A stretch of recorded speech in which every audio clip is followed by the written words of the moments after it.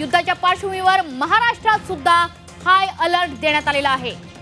मुख्यमंत्री देवेंद्र फडणवीसांनी उच्चस्तरीय आढावा बैठक बोलावली आहे। महाराष्ट्रात हाय अलर्ट जारी करण्यात आला आहे। आज सह्याद्री अतिथीगृहावर या बैठकीचं आयोजन करण्यात आलेलं आहे।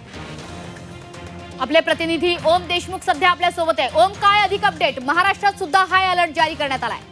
अगदी बरोबर आहे मनश्री। खरं तर भारत पाकिस्तानमध्ये काल रात्रीपासून जी काही घडामोड सुरू झाली त्या पार्श्वभूमीवर राज्याचे मुख्यमंत्री आणि गृहमंत्री असलेल्या देवेंद्र फडणवीसांनी उच्चस्तरीय सुरक्षा संदर्भातल्या बैठकीचं आयोजन केलंय।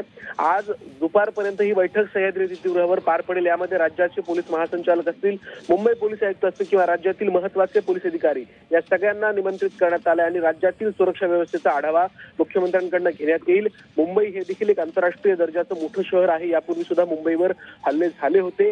या अनुषंगाने मुंबईतील आणि राज्यातील कायदा सुव्यवस्थेच्या संदर्भामध्ये सुरक्षेच्या दृष्टीने नेमक्या काय उपाययोजना आहेत, कशा प्रकारची परिस्थिती आहे, या सगळ्याचा आढावा मुख्यमंत्र्यांकडून घेतला जाऊ शकतो। आपण पाहिलं असेल यापूर्वी केंद्रीय गृहमंत्री अमित शहा यांच्यासोबत सुद्धा मुख्यमंत्र्यांनी काही काळ चर्चा केली होती। दिल्लीमध्ये या दोघांची बैठक देखील झाली होती।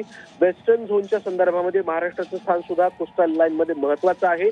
समुद्री किनारा महाराष्ट्राला मोठ्या प्रमाणात लाभलेला आहे। त्यामुळे कुठेतरी महाराष्ट्र सुद्धा या सगळ्या संदर्भामध्ये नातेवाईकांकडून याबद्दल काही घडामोडी केल्या जातात। त्या सगळ्याच अनुषंगानं महाराष्ट्र आणि मुंबईतील सुरक्षेच्या दृष्टीनं मुख्यमंत्र्यांकडून ही बैठक बोलवण्यात आलेली आहे। त्यामुळे या बैठकीमध्ये नेमकं काय घडते आणि कुठल्या प्रकारच्या सूचना सुरक्षा बलांना दिल्या जातात हे देखील पाहणं आता महत्वाचं असणार आहे। मनश्री, नक्कीच त्यामुळे आज सह्याद्री अतिथीगृहावर ही महत्त्वाची बैठक आयोजित करण्यात आली आहे। धन्यवाद ओम दिलेल्या या सविस्तर माहितीबद्दल।